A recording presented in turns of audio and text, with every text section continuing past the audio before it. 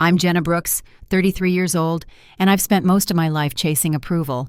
I never really stood a chance at earning the moment I stepped into my sister's birthday party. I knew I didn't belong. The house was loud with music and laughter, but every glance that came my way felt like it was measuring me against someone else, and I already knew the outcome. I'd bought a bottle of vintage wine as a polite contribution, not realizing it would be used to toast someone who had never lifted a finger for it.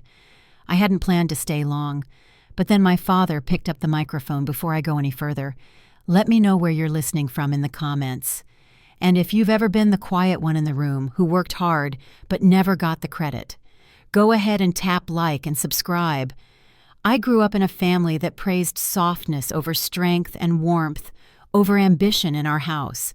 My father admired charm more than character, and my mother believed a woman's best trait was how well she could be adored. I was the second daughter, the one who preferred books over pageants and internships over long lunches. I got my first job at 15, saving tips from the diner to buy used textbooks, while Tara, my older sister, floated through ballet lessons and beach vacations, smiling for cameras that seemed to love her more than the rest of us combined. My parents insisted they loved us equally, but the truth settled in small things. Tara's broken curfew was overlooked, while my skipped dinner was called disrespect. My wins were met with silence, while her setbacks were soothed with comfort. I learned early that success wouldn't get me applause, not from them after college. I left Atlanta with a scholarship and a second-hand car. I studied computer science at a time when people still raised eyebrows at women in tech.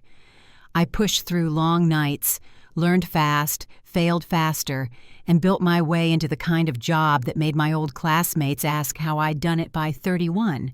I was named CTO of a fast-growing AI company and bought a penthouse overlooking the city I'd once tried to escape. When I came home for birthdays or holidays, I brought gifts, expensive ones not to show off, but because I thought that might be enough to finally be seen. It never was. That night, Tara's 36th birthday looked like something out of a bridal magazine.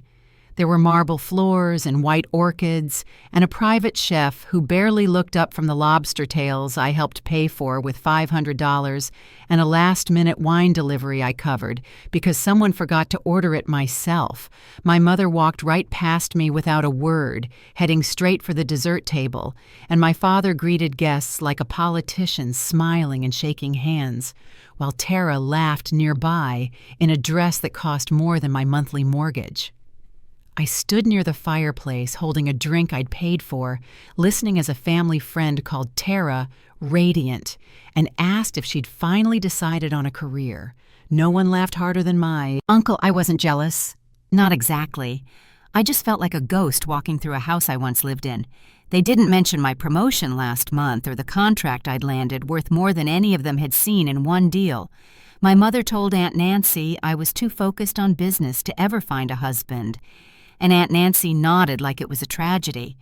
I overheard my cousin Tyler say something about how being alone in a penthouse wasn't real success, not without someone to share it with.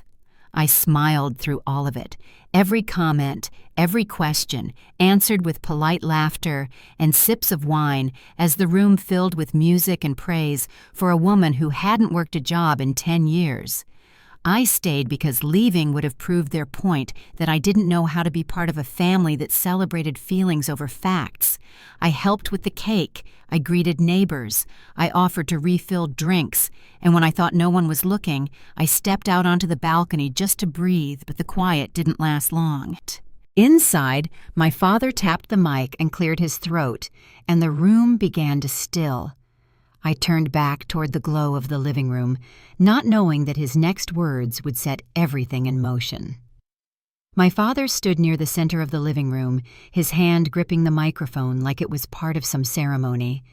The music faded, conversations paused, and all 30 guests turned his way. His smile was wide, too wide, the kind he used when he was about to make an announcement he expected applause for. He raised his glass toward Tara, then toward the rest of the room. "Tonight," he said, "we celebrate not just my daughter's birthday, we celebrate her fresh start."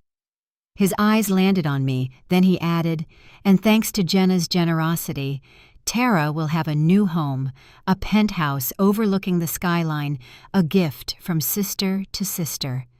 The room erupted in gasps, scattered claps starting and stopping in confusion.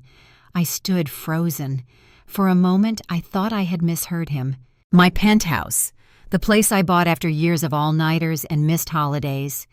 He kept going, his tone almost congratulatory, explaining that Tara had been going through a rough patch and that as a family we lift each other up. Then he looked at me again. "Isn't that right, Jenna?" I felt 30 pairs of eyes on me, waiting for me to nod, to smile, to hand over the keys like this was something I had agreed to. Tara's hand flew to her chest, her voice catching in what sounded like surprise, but there was something behind her eyes, a flicker of certainty, like she already knew what was coming. My mother stepped in, then her voice softer, but sharp at the edges. "Jenna's always been blessed," she said. "Sharing with your sister is just fair." A few guests nodded, murmurs of agreement rising from the crowd. Aunt Nancy tilted her head and added, "It's a beautiful thing, really. Selfless." Uncle George grunted from his seat. "Family first. Always." I placed my glass on the nearest table, my hand steady, even though I could feel my pulse thudding in my ears. I looked around the room. Not one person seemed surprised by this plan. Only I had been left out of the conversation. Tara's fiancé Ethan kept his eyes on his drink.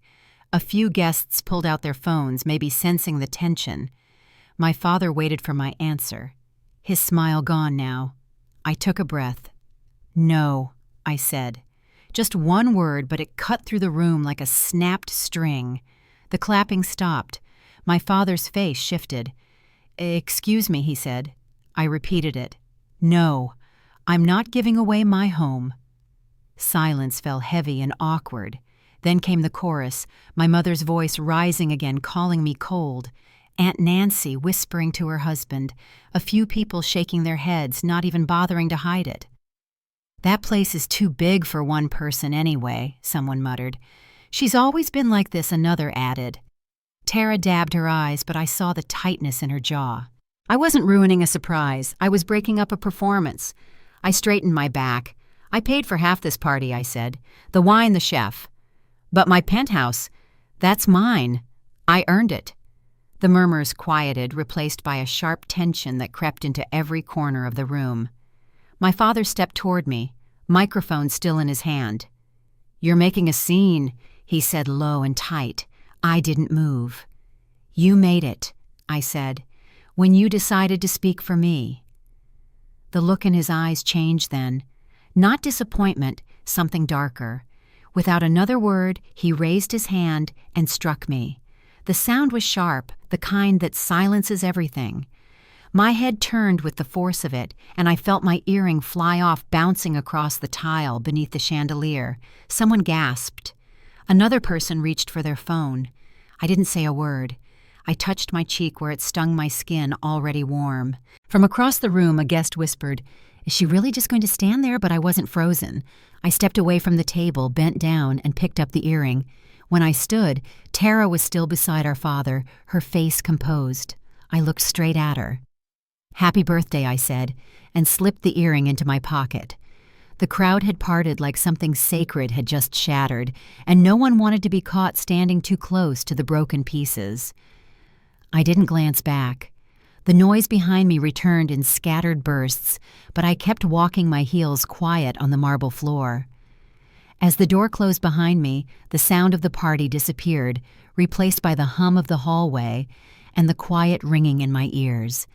My phone buzzed in my purse, and I answered without looking. "Kayla," I said. My voice was calm, but my hands were trembling. He hit me. The silence on the other end stretched for a beat before she responded. "Where are you?" she asked. I told her, and she didn't ask any more questions. "I'll fix this," she said. "But you need to call Margaret." I leaned back against the hallway wall. The cool marble pressed through my dress. My cheeks still burned. Kayla's voice was steady now. "Call her," she said again. "She won't let this slide." I didn't reply, but I knew she was right. My grandmother, the only one in this family who ever believed I had built something worth protecting, wasn't the kind to let this sort of betrayal go unanswered. I pulled up her number on my phone thumb, hovering over the screen. Then I tapped to call listening as it rang once, then twice. Jenna Margaret's voice came through, steady and alert. I took a breath and closed my eyes. "I need to tell you what just happened," I said. Margaret didn't ask me to repeat myself. She listened quietly as I explained what had happened: the birthday toast, the demand, the slap. Her voice didn't waver when she finally responded. "Stay where you are," she said. "I'm coming." She hung up before I could answer. I leaned against the hallway wall phone, still in my hand, the party noise behind the door, faint and distant. My cheeks still throbbed, but the sting had faded into something duller, heavier. I didn't return to the party. I waited outside the apartment, arms crossed, watching the elevator numbers climb. When the doors opened, Margaret stepped out, her cane tapping lightly on the floor. At 80, she moved with a kind of quiet authority, wrapped in a tailored coat with silver buttons that caught the light. Her eyes met mine, steady and sharp. "Let's go," she said, and walked past me into the apartment. The moment she entered the room, fell silent. Conversations cut off mid-sentence. The music stopped. A few guests stepped back as if her presence carried weight they didn't want to be under. She didn't need to raise her voice. "Daniel," she said, "explain yourself." My father turned toward her, still holding the microphone. He looked smaller than I'd ever seen him. "Mother, it wasn't what it looked like," he started, but she didn't let him finish. Margaret pointed her cane at the floor. "Find the earrings," she said. "You have 5 minutes, or I will." No one moved at first. Then Tara bent down her hand, sweeping across the tile in that designer dress, looking anywhere but at me. My mother clutched my father's arm, whispering something too low to hear. Aunt Nancy stood frozen beside Uncle George, neither of them saying a word. Margaret didn't look at them. She turned toward the guests. "Jenna is the only one in this room who has built her life without excuses," she said. "No help, no shortcuts. She's carried more than her share, and still you ask for more." Her voice carried. Phones came out again, recording without shame now. "You want to talk about generosity?" she said, looking at my parents. "You've drained her dry, and when she finally says no, you strike her." Tara had stopped searching by then. She sat back on her heels, eyes wide. Margaret's gaze moved from her to my mother. "Susan, you've enabled this long enough," she said. "And you—" She turned to my father. "You run a business, but can't manage your own home with fairness." My father didn't reply. He just looked at the floor. Then Margaret turned back toward the guests. "I've made my decision," she said. "I'm rewriting the will. Everything I own, the house, the properties, the investments, will go to Jenna." The room shifted. Some gasped. Some just stared. I didn't speak. I didn't move. I stood near the kitchen island, hands folded in front of me, watching it unfold like I wasn't part of it.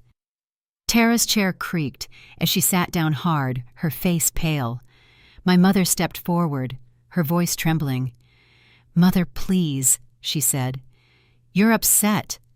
Let's talk about this privately." Margaret didn't respond. She walked to the center of the room, each step deliberate. "Jenna," she called, and I raised my head.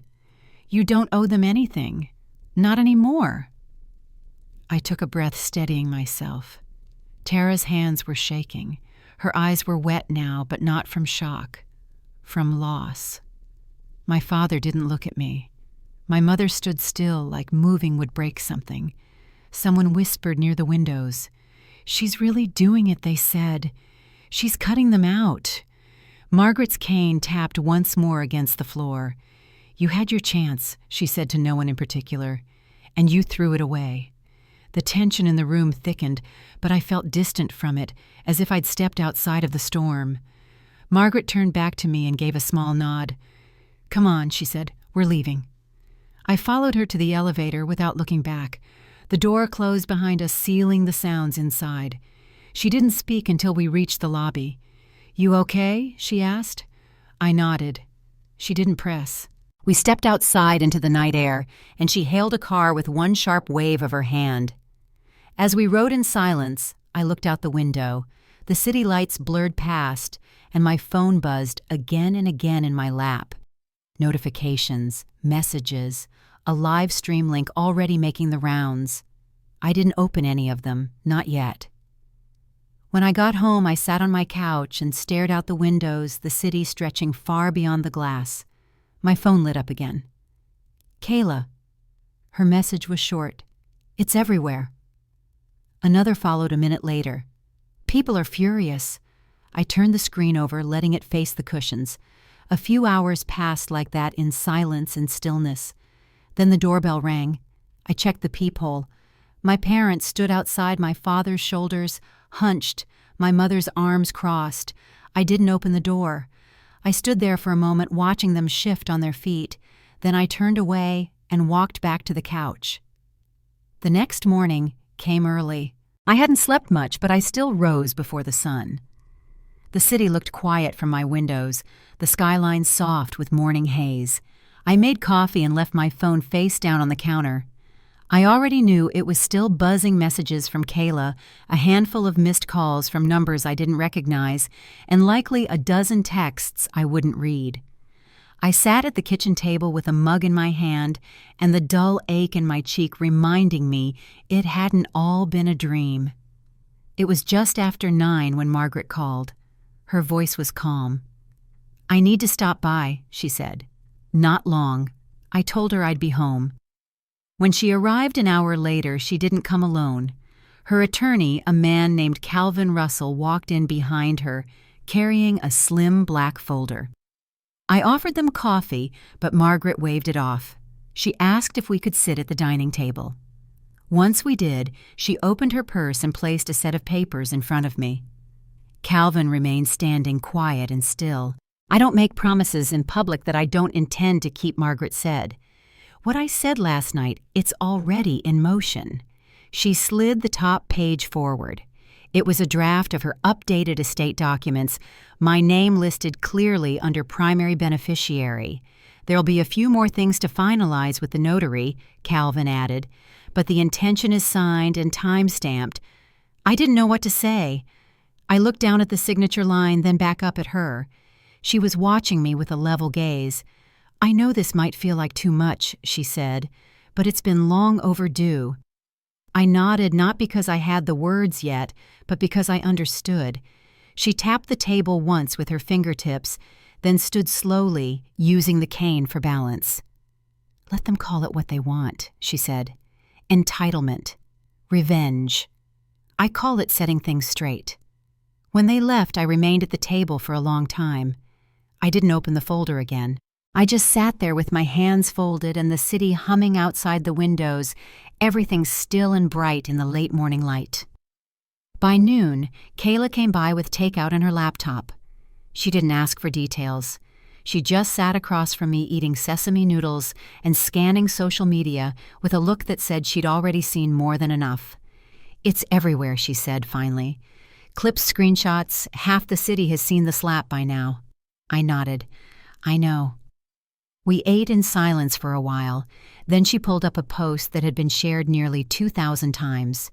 Someone had filmed Margaret's speech at the party. "The whole room heard it," Kayla said. "Now the internet has too. There were comments, hundreds of them. Some condemning what happened, some praising Margaret, others just shocked that a family could unravel like that in a single night." I closed the laptop gently and slid it aside. Later that evening, the doorbell rang again. I didn't move right away. Kayla looked toward the door, then back at me. "You want me to get it?" she asked. I shook my head and stood. Through the peephole, I saw Ethan Tara's fiancé standing alone, hands in his pockets. I opened the door halfway. He looked tired. "I didn't know he was going to do that," he said. "The announcement, the slap, any of it." I didn't reply, just waited. "Tara told me she found out the same time you did, but—" He trailed off. "But she didn't stop it," I said. He nodded once. "I just wanted to say, I'm sorry." I thanked him, then asked if they were still planning to marry. He hesitated. "We're "Figuring things out," he said. "My parents are concerned. They saw the video." I nodded again and wished him well. He didn't stay long. After he left, I returned to the kitchen where Kayla was already rinsing out containers from lunch. "They're cracking," she said quietly. I didn't answer. I just reached up and turned off the kitchen light. The next morning brought another message from Margaret. This one wasn't a call. It was an email. Subject line, "Finalizing the will." The message was short. "The paperwork is done. You're now the sole heir. Don't let anyone talk you out of it. You've earned this." I read it 3 times. Then I stood, walked over to the windows, and opened them just enough to feel the breeze. The city was awake. Traffic below moved slowly, the air thick with summer heat. Somewhere in the distance, a siren passed, and I leaned against the window frame, letting the sound drift past. There was still more to come. More fallout. More calls. But the balance had shifted. Margaret had made her choice, and whether or not anyone else approved that part was finished. By the end of the week, the video had made its rounds through every corner of the internet I wished it hadn't. Clips from the party, blurry phone footage with shaky captions spread across local forums and bigger platforms alike. The audio of my father's slap wasn't clear, but the silence afterward, the look on his face, and the reaction from the room told the story better than any edit could. Margaret's voice, calm and steady, declaring the will changes, was quoted everywhere. At first I tried to ignore it. I stayed off my phone, worked from home, and kept the curtains drawn. But even inside my apartment, the world kept knocking. A colleague emailed a link to a trending video labeled "Atlanta Heiress Defies Family at Party." Another message came from someone I hadn't spoken to since college. No greeting, just a screenshot of a comment section filled with strangers debating whether I was brave or cold-hearted. Kayla stopped by with groceries one afternoon, setting bags on the counter like nothing had changed. "People are watching this like it's a series," she said, pulling out a carton of eggs. "Half of them think you're a hero. The other half think you're heartless." I wouldn't read the comments. I didn't plan to. 2 days later, the doorbell rang again. This time it was both my parents. My father stood behind my mother, his arms crossed but his face drawn. My mother's voice was quiet when I opened the door. "Jenna, we're sorry," she said. "Truly." I let them inside but stayed near the door. They sat together on the couch where Kayla had been only hours earlier. My father spoke first. "We lost control of the moment," he said. "The pressure to help your sister, it just got to us." I didn't interrupt. My mother leaned forward, her hands clasped. "The video, it's everywhere," she said. "People are calling our office. Clients are asking questions. We're trying to get ahead of it." I waited. Neither of them said the word slap. Neither mentioned Tara's role. I asked, "Did she know ahead of time?" My father hesitated. My mother said nothing. That was answer enough. I stood in the doorway, one hand on the frame. "I'm not giving the penthouse to anyone," I said. "That part isn't changing." My father looked away. "Of course not," he said. "We understand." My mother reached out to touch my hand, but I stepped back. "It wasn't just the party," I said. "It's been years of this. You just didn't see it." My voice didn't rise, but the words landed harder than I expected. My mother's shoulders sagged. My father didn't argue. They left without raising their voices. As the door closed behind them, I sat down on the same couch they had just occupied. I stared at the coffee table for a long time, not really seeing it. The noise outside my windows kept going, traffic, birds, someone's music drifting up from the street. But inside the apartment, it was quiet. That night, I checked the news for the first time in days. One article headline read, "Matriarch overhauls inheritance after public incident." Another mentioned my grandmother by name. A blog had posted a timeline of the party pulled together from multiple videos. I closed the tabs and shut my laptop. The next morning brought a message from a friend of Ethan's. It was short. "He's reconsidering the wedding." I didn't respond.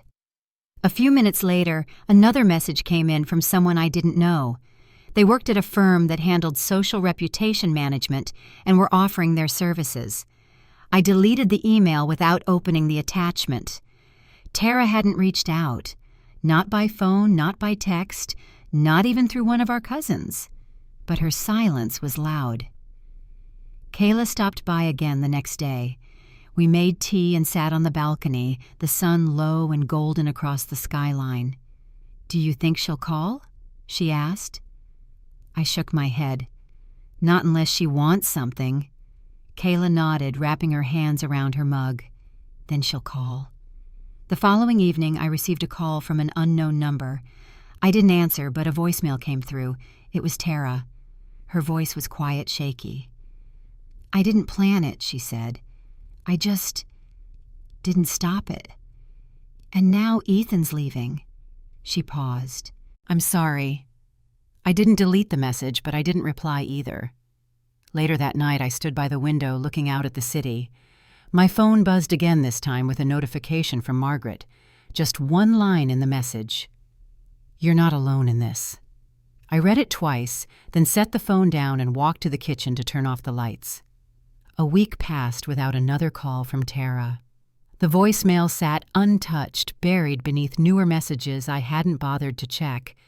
The attention online had started to fade, replaced by whatever drama came next, but the ripple effects lingered in my inbox in whispered conversations at work and in the silence from my parents. I still hadn't heard from them since the day they showed up at my door. I kept my days full meetings, projects, late nights reviewing contracts, but the quiet moments always circled back to the same place. Margaret had changed everything with just a few words, not only for them, but for me. Her trust settled over me like a weight I hadn't realized I needed. Kayla stopped by more often now.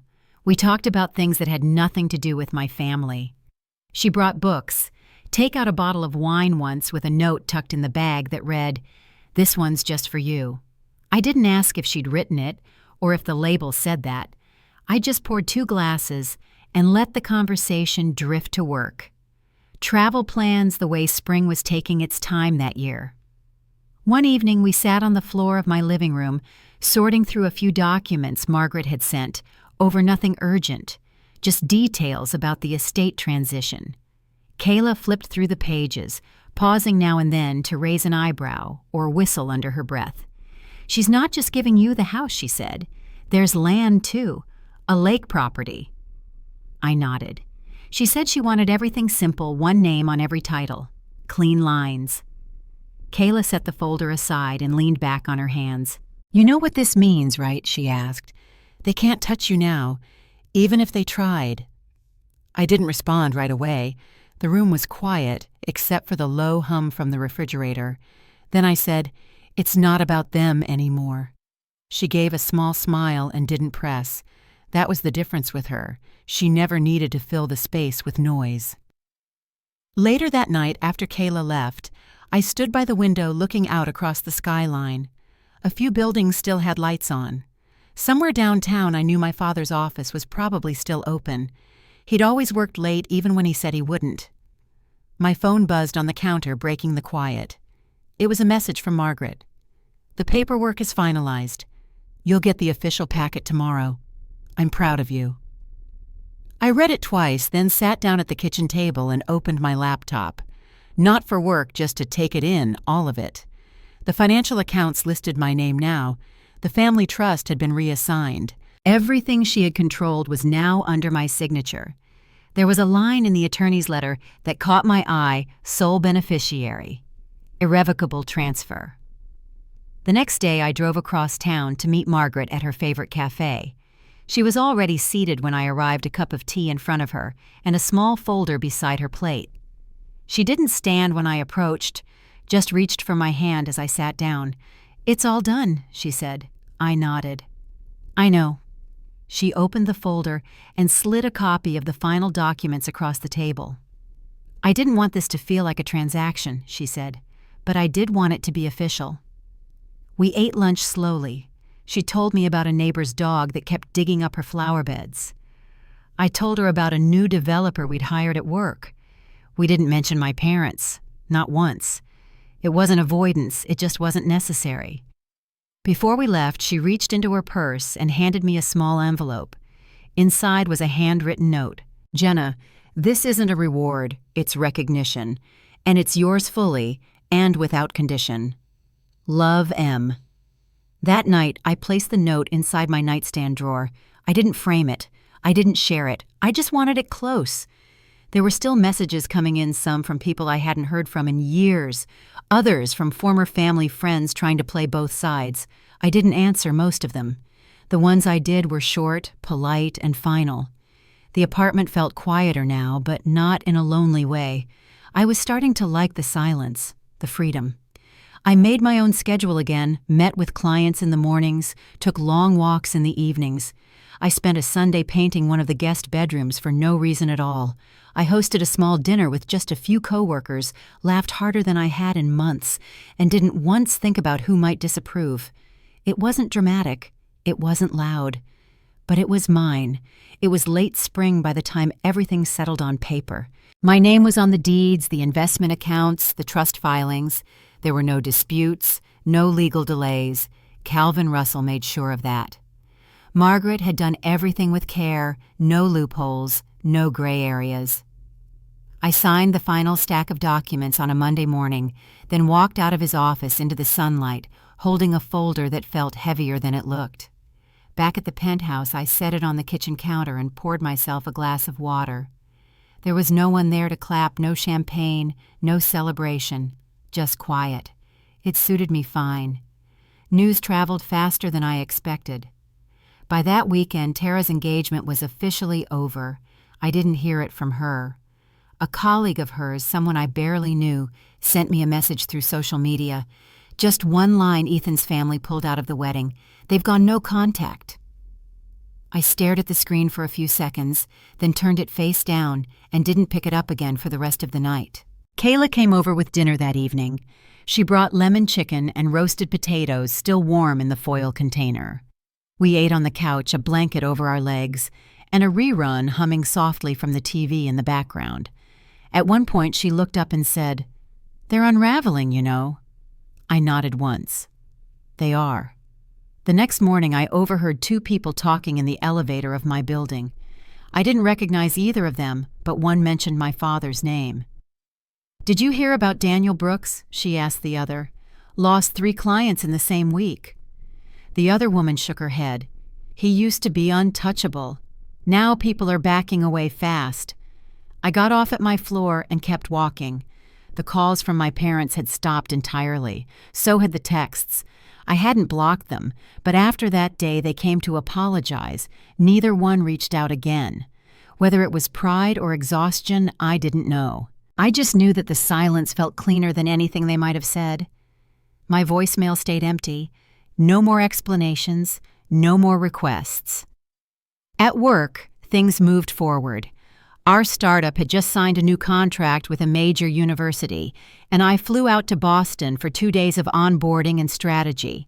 The team I led presented well. I got compliments afterward from the board. And on the second night, someone handed me an award I didn't know was coming. Innovation in AI Leadership 2025. They took a picture, asked me to say a few words, and I did. I kept it short. I kept it real. When I flew back home, I walked into the penthouse just before midnight. The city lights stretched out in every direction, quiet and sharp through the glass. I dropped my bag by the door, kicked off my shoes, and sat on the armrest of the couch for a long time, not to think, just to breathe. The next morning, a package arrived. It was from Margaret, a small wooden box with a brass clasp. Inside, there was an old photograph of her from the 1960s, standing on the porch of her first home holding a briefcase and smiling straight into the camera. She looked younger than I'd ever seen her. Beneath the photo was a note. "You remind me of the girl I used to be, and the woman I always wanted to become. M." I kept the photo on the mantel beside a small sculpture I'd bought at a street market in Seattle years ago. The box stayed closed but nearby. I didn't need reminders every day, but I liked knowing it was there. A week later, I ran into Aunt Nancy at a grocery store on the east side. She spotted me near the produce section and walked over before I could move away. She looked tired, her voice a little smaller than I remembered. "You've really changed," she said. I didn't reply. She tucked a strand of hair behind her ear and added, "I suppose we all thought you'd come around." "Eventually." I met her eyes. "I did," I said. "Just not the way you wanted." She didn't argue. She just nodded once and walked away. I stood there for a moment next to the bins of lemons and limes, then reached for a bag of oranges and finished my shopping. The cashier complimented my earrings on the way out. They were small pearls, quiet, classic. The kind I had worn to Tara's party. The bruise had long since faded, but I hadn't worn that earring since. 3 months later, I stood at the window of my penthouse, coffee in hand, watching the city wake up beneath a soft stretch of blue sky. The light moved across the buildings, slowly catching glass and steel in quiet flashes. It was too early for traffic, but not for peace. I hadn't planned on standing there long, but sometimes the stillness felt earned. The past few weeks had moved fast. My promotion became official. Chief Technology Officer with my name etched on a plaque outside the office door. The recognition felt good, but not loud. I didn't throw a party. I didn't post it online. I just took the moment and sitting with it quietly, grateful that something built on effort, on staying late and speaking up, could still mean something. News about my parents reached me through others. My father's business had taken a hit, clients distancing themselves, some contracts pulled. My mother's charity events, once so well attended, had started coming up short. Their circle grew smaller, their name quieter. Tara, I heard, had moved back home for a while. The engagement was over. Her social media had gone dark. I didn't feel joy in their unraveling, just a calm kind of distance, like someone watching the tide go out after a long storm. They hadn't tried to contact me again, and I hadn't reached out either. Some things don't need a second conversation. Kayla came by often. We met for dinner, swapped articles, sat through long evenings with no need to fill the silence. She knew when to let a story breathe and when to steer it toward laughter. Once she looked around my apartment and said, "You know, it finally feels like yours now." She was right. It did. Margaret remained steady, calling each week sometimes, just to check in sometimes, to share a memory from her younger days. One afternoon we met at the cafe again. She wore the same silver scarf she'd had on that night she walked into the party and reset the whole room. Over soup and tea, she told me something I hadn't heard before. When I was your age, she said, I let people take things I didn't think I had the right to protect. Time, credit, space. It took me a long time to draw a line. You did it sooner than I ever did. I didn't answer right away. I just nodded, letting the words land. Later that evening back home, I opened the envelope where I kept her handwritten note. Recognition, not reward. It stayed folded in my drawer, not framed, not displayed, just held, just known. The apartment had changed over time, not with big renovations or bold colors, but with smaller things. A new chair in the corner, books stacked near the coffee table, a shelf of glass jars in the kitchen filled with things I used often, oats tea, dried lavender. Nothing extravagant, just evidence of someone who'd stopped waiting for permission to live her own life. I'd spent years trying to be seen by people who only looked when it benefited them. But now I knew the difference between being looked at and being respected, between obligation and choice, between silence and peace. Justice hadn't come loudly. It came in Margaret's voice, firm and unwavering. It came in Kayla's presence, steady and kind. It came in my own quiet decision not to open the door again. Sometimes justice doesn't mean they're sorry. Sometimes it just means you get to stop explaining yourself. If you've ever drawn a line to protect your peace, or if you're learning to do that now, I'd love to know. Tell me where you're listening from. And if this story meant something to you, I hope you'll share it with someone who needs it too.